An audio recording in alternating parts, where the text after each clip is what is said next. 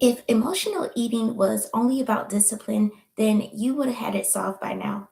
But what if it's all about what you believe, who you are when life gets heavy?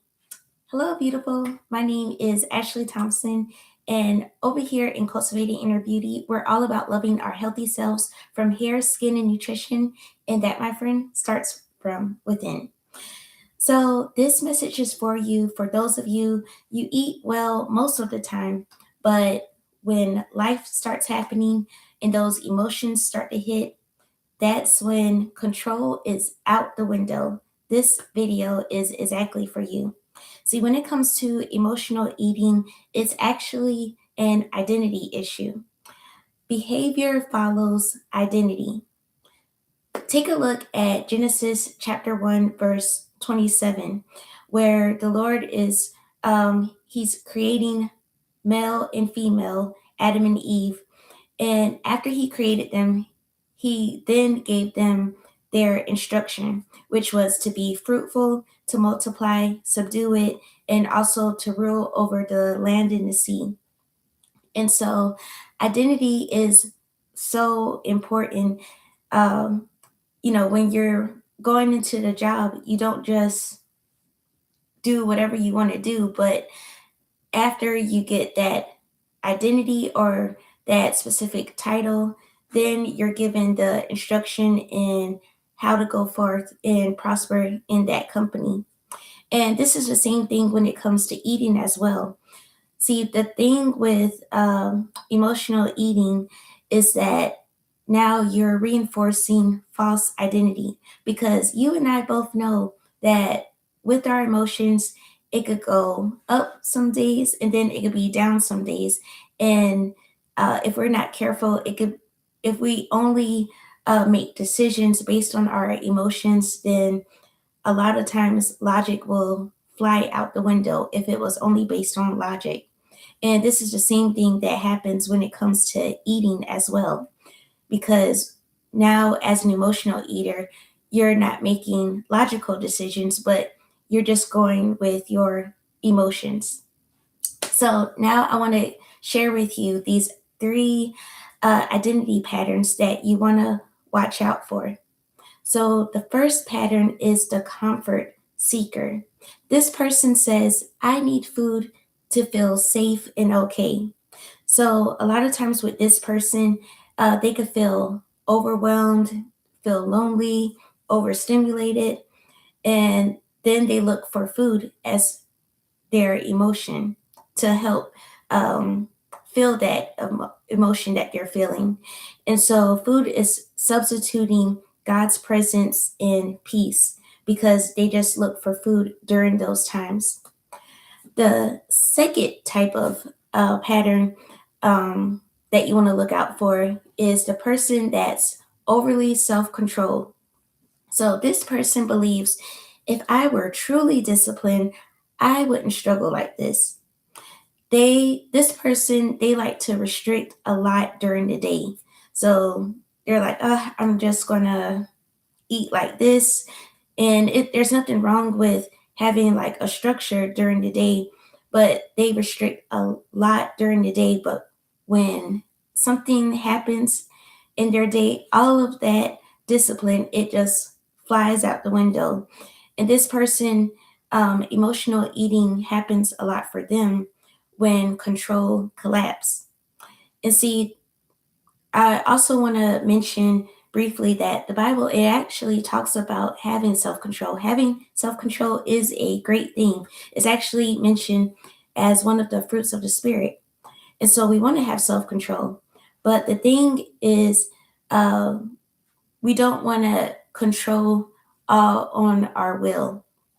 The thing is, when you're not partnering with the Lord and you're doing things in your own will and through your own emotions, a lot of times this is going to create pressure for this person and they're going to feel the burden of it because they're trying to do everything on their own strength.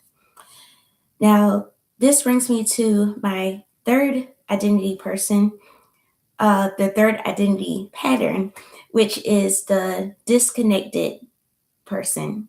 So this person, they believe, I don't know what to feel, but food helps. So this person, they eat when they're bored. They eat because the food is available. It's right there, so I might as well eat it. They don't pay any attention to hunger cues when they're hungry or when they're full. They just eat because the food is right there, and I might as well eat it because it's right there. And so, with this person, you just want to be careful because you're not paying attention to how you feel. Like you're not paying attention to those signals that the Lord has put inside of you when it comes to being hungry and being full, but you're just only paying attention to how you feel in the moment. So, how do we shift from these three patterns, from the self controlled person, the comfort seeker, the disconnected person? Well, this begins with renewing our mind. We have to get rid of the things that we learned being a child or just growing up from life experiences. And we have to renew our mind from the different triggers um, that have us believing that food is the answer to begin with. And we have to get rid of all that logic and renew ourselves with what the Lord says. And when that happens, when we start to change our old pattern way of thinking to the Lord's standards, this brings about identity. And when you're established in your identity, then that's when the transformation happens.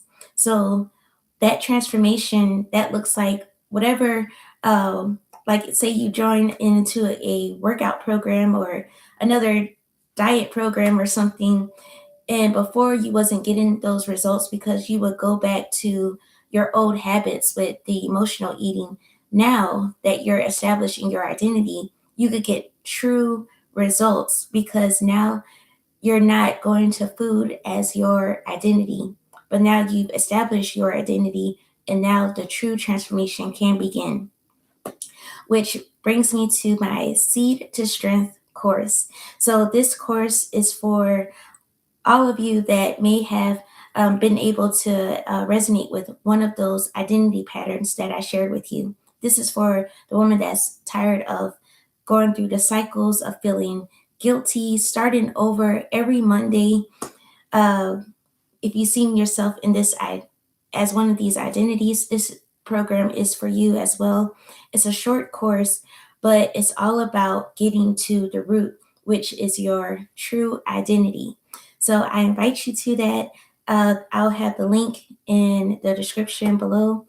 And also, which, well, you don't have to identify yourself as one of these patterns because we're going to knock those out, but I just want you to comment identity if this has resonated with you.